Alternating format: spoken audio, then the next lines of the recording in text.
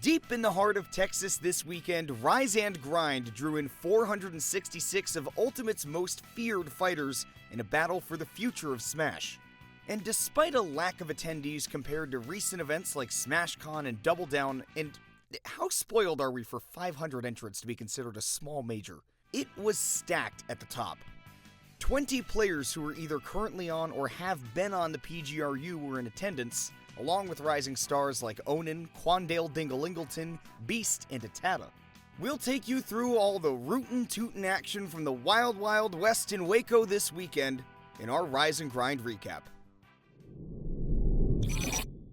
To say that MkLeo ripped through Rise and Grind's bracket with solo Aegis would understate the hurt he put on the other attendees. Despite controller issues and immense pressure after his loss at SmashCon, Leo dropped all of 2 games in 9 sets. That's an obscene figure, one only pulled off in tournaments of this size or larger by 4 other players: Light at MomoCon 2022, Shutone at EVO Japan 2020, and Zachary and Niatono at Umebura's 2 and 3 respectively. Unsurprisingly, Leo has also pulled this feat off before, only losing 2 games at CEO 2019, but Rise and Grind had Leo playing in 6 best-of-5 sets. That's an extra layer of difficulty, and something not done in any of the other runs except for Lights. Outside of Light and Leo, the most best-of-5 sets anyone has ever played at a major of this size where they dropped 2 games or less was 2. Leo dropped 1 game to Jaredus King 1, a Shulk main from the Pacific Northwest in a best-of-5 in winter semis. Before that set, Jaren asked the robot in the Shulk Discord to help pull up some useful tips on how to play against Pyra and Mithra and Byleth. And it actually kind of worked. And Jared played Leo pretty close, taking 1 game against the best player in the world. The other game Leo lost was in a best-of-3, his closest set of the weekend in pools against Peanut. Yes, that Peanut, the Little Mac player. Peanut was actually 1 hit away from beating MkLeo and making this a much more interesting video, but instead we're talking about how the King of Smash Ultimate will occasionally give us mere peasants hope that we can win, and then snatch that hope away the next time he picks up the sticks.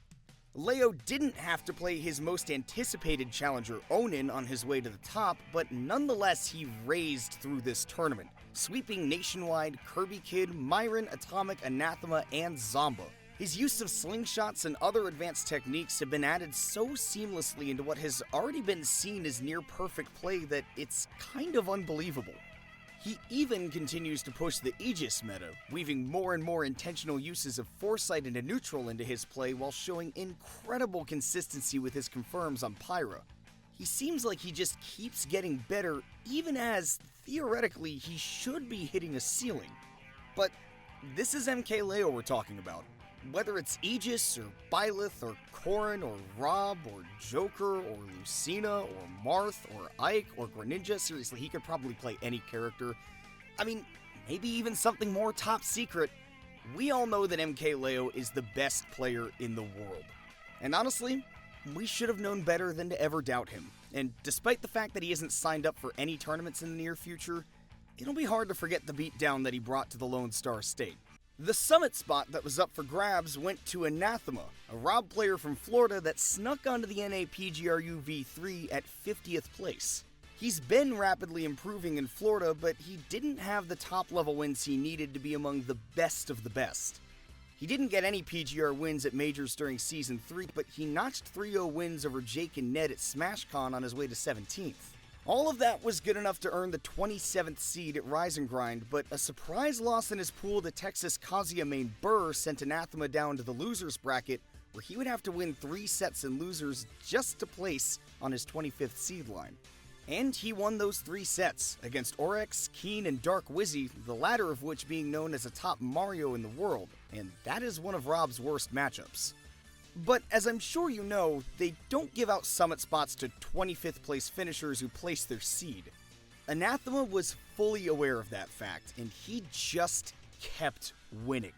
3-1 over Kirby Kid, 3-0 in the Florida Rob Ditto over Epic Gabriel, 3-0 over PGR number 34 Apollo Kage, and then 3-1 over Atata to secure a spot in top 8. And had the run ended there, it would have been incredible. 7 sets in losers and 2 PGR wins on the way to top 8? That's a story. That's an amazing performance. But it didn't end there. Anathema kept on winning, knocking out SmashCon winner, Penis Builder, and possible god Onin 3-1, sending the kid and his imposter packing at 7th place. Then it was 3-1 over Ned, who we'll talk about more later, 3-1 over Siski, and 3-1 over Zomba in another Rob Ditto to earn the summit invite. Anathema would fall to MkLeo 3-0 in Grands, but his 11-set losers run was historic, with only MkLeo, Zachary, Dio, DeBuzz, and Gluttony ever pulling off losers runs of 11 sets or more at S or A tier tournaments. He also finished with an SPR of +8, which is a higher SPR than the rest of those runs combined. Anathema is dangerous, and it kind of makes you wonder what Rob's ceiling is as a character. He's the most technical of all the North American Robs, and he's proved that he has what it takes to do damage at any major tournament going forward. Keep an eye on him at Summit, because Anathema is going to make some waves. And keep an eye on PGstats, because we'll be going deeper into how Anathema continues to revolutionize the robot this Friday. Other than Onin and, of course, the top seed and victor MkLeo, everyone in the top 12 outplaced their seed by at least 2 lines. Zomba at 3rd, Siski at 4th, Louis Money at 7th, and Skittles at 9th all finished with a +2 SPR. Bayonetta main Lima and Ness main Atata were seeded 29th and 28th respectively, but both finished 9th, securing an SPR of +3. Despite the similar seed and placing, Atata and Lima had opposite journeys, with one Monado wielding Thorn in their side tying them together. Atata rode through winner's bracket, beating Ronnie Chu to make it out of his pool, and then upset Cosmos and Skittles to end up 1 set away from top 8 winner's side. There he ran into Jared is King 1 and Shulk, which is pretty widely thought to be among Ness's worst matchups, if not the worst. Lima did not have the same winner's bracket success that Atata did, also losing to Jared is King 1 in winner's pools, then cracking off 6 straight wins and losers to make it to 9th. Lima beat Shu, Justice, Beast Mode Paul, Beast, Big Boss, and Send before losing to Louis Money in 5 games to finish 9th.